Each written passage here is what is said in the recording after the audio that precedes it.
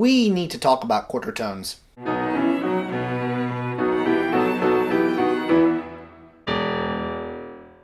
Quarter tones are commonly envisioned as the notes between the notes, and it's pretty easy to conceptualize a standard keyboard with extra keys between each existing key. Due to our 12-tone system in Western music, it's also pretty easy to imagine any microtonal system that exists in multiples of 12. So of all potential microtonal systems, quarter tones are actually the easiest to get in tune on Western instruments, which are instruments that are not necessarily intended, unless they're specially built, to play these things in the first place. If you play an instrument that can perform quarter tones, and that's a pretty big if, all you have to do is find a fingering that gets you a note that's exactly halfway between two existing notes that you already know and presumably love. Because of all this, it's easy to map quarter tones onto the existing Western 5-line staff notation.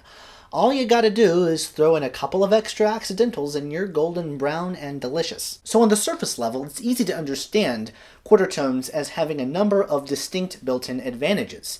It's easy to comprehend conceptually, it's relatively easy to play vis-a-vis other tuning systems, it fits in nicely with the traditional notation system that we use, and it doubles the number of notes that you can get within an octave. Because of this, you can easily understand why it's popular amongst those who are interested in getting into microtonality.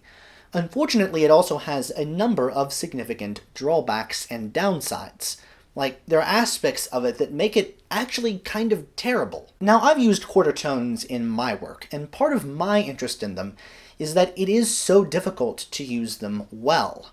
Most microtonal theorists are interested in coming up with ways of better approximating pure intervals. Just intonation takes intervals from the pure harmonic series and uses them as the basis for tuning, but it's impossible to get, say, a bunch of pure thirds without sacrificing fifths, or a bunch of pure fifths without sacrificing a fifth somewhere down the line. This is the inherent problem in tuning. And 12-tone equal temperament is one of those compromises where no one gets what they want. Everything is slightly out of tune. So you can understand where people who are interested in microtonality or alternative tuning systems, collectively known as Zen harmonics, can be interested in trying to divide the octave in other alternative ways, in the hopes of perhaps coming across a solution that they like, that more closely approximates the kinds of intervals that they're looking for. Perhaps you can get more pure thirds out of this one tuning, or more pure fifths or fourths out of another. There's all these compromises that have to be made. But when you look at quarter tones specifically, sure, you can get a better 13th harmonic, you can get a better 11th harmonic, but overall you're not getting a purer second, you're not getting a purer third, and you're not getting a purer fifth. So there are significant disadvantages to using 24 EDO. It just doesn't give you a lot of the extra goodies that other kinds of Zen harmonic tunings can get you. All you really get with quarter tones are a bunch of wacky intervals.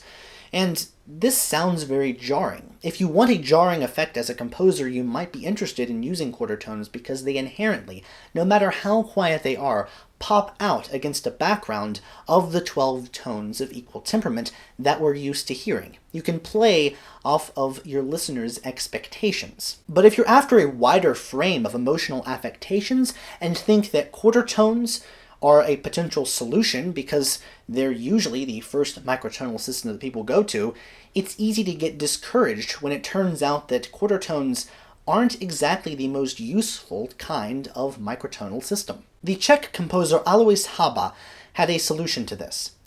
Instead of considering all 24 notes in the quarter tone system to exist on the same playing field, he divided them into two equal parts, two complete circles of fifths. On the one hand, you had the familiar 12 notes common to Western equal temperament, and on the other hand, you had all the notes that you added, all the quarter tones, all the notes between the notes. That, in and of itself, was its own complete circle of fifths. And because they were self-contained, you could have movement between fields. You could have a quarter tone only chord moving to a regular, for lack of a better term, only chord. And in general, although there were exceptions in his works which use this theory, never the twain should meet. You could not, for instance, have a chord that was built in equal measure from both fields. Let's take a look at Hába's custom-built quarter tone keyboard. You can play on the lower keyboard as if it were a standard keyboard, with the upper keyboard tuned just a quarter tone away. But instead of trying to find harmonies that use all the potential notes in 24 EDO, he instead could choose to focus on one or the other. He called the resulting process field shifting. This means that if you're looking at a piece which is built off of the principle of field shifting, your horizontal melodic lines will contain any of the 24 equal divisions of the octave. However, when you're looking at the harmonies, if you're looking at it vertically, you're going to move from one field to the other. This has a distinct advantage because you're using all 24 equal tones, but you're only using 12 at a given time. And because you're only using 12 at a given time, this, by necessity, generates familiar chords. It's exceedingly difficult for a chamber ensemble to, say, tune a neutral 7th chord, because in this chord you have 2 notes each out of 2 different fields. This is not acceptable in the strict application of this theory.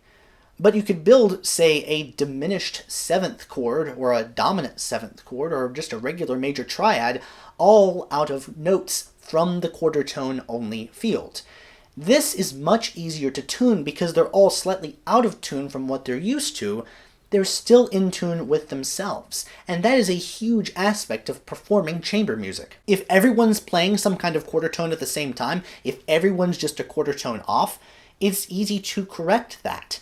It's much easier to tune. Not saying it's easy to play, but it's much easier to tune than a chord which uses a combination of normal, and I use that word with a lot of apprehension, notes, and quarter tones. Hába chose to segregate them in this way because, as I mentioned, there's very little natural overlap between the 2 fields, unless, of course, you're looking to approximate certain harmonics. You can build familiar harmonies in the quarter tone only field and have them resolve to the standard equal tempered field in entirely new ways. Taken to its logical conclusion, the theory holds that if you have a half step between 2 consecutive notes, then the potential for harmonic tension between those 2 notes is great. Think about the standard dominant 7th chord moving to a tonic. There's a great amount of tension inherent in the leading tone going to the tonic.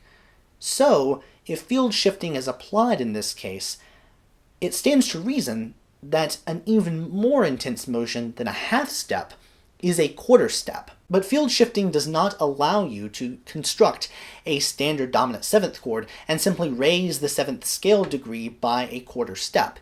You have to build an entire harmony out of the notes between the notes. And so you could come up with, for instance, this chord. We can build a minor major 7th sonority on D 3/4 flat, and then resolve everything by quarter step motion to a C minor chord. So listen to this. Spicy. If you're interested in learning more about Hába's field shifting and microtonal voice leading in general, I highly suggest you check out a dissertation that I've linked in the description.